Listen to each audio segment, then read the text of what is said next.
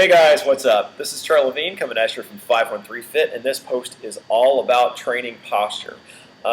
Mike Robertson just put out a great blog post about training posture and not falling into the trap of being overly extended. You see this a lot from people who are really fit and really strong to people who are just getting started. Just that tendency for the shoulders to be down and back, the ribs to flare open, and the lower back to be too arched. And the scientific term for that is coach's butt, and you don't want that. It's a great way to mess up your back, and frankly, it doesn't look very good either. It's also a good way to shut off your abs and have them on permanent vacation and hanging out. So all of these are pretty bad.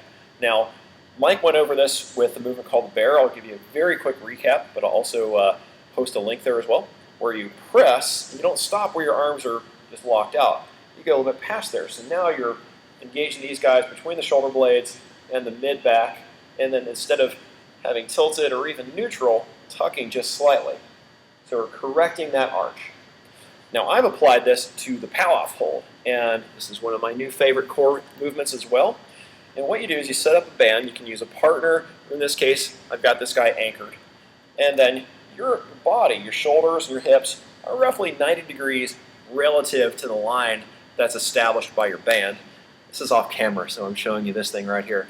And then what you do is start by kind of do that press there, push out a little bit, and then tuck slightly.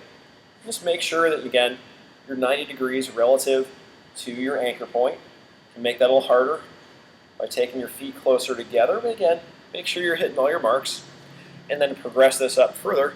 You can do tall half kneeling.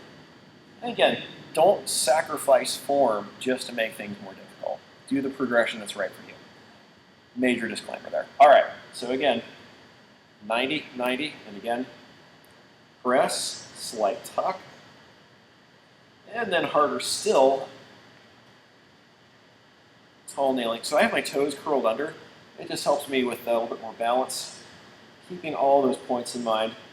And as you're breathing, since these guys are really locked in tight, you're going to feel more of your breath and the expansion through your upper back there.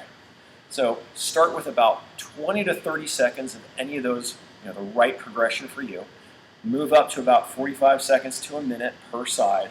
Once you really master that, then move on to the next progression. So that is my variation of the Pallof Hold. And again, this is Charlie Levine with 513 Fit.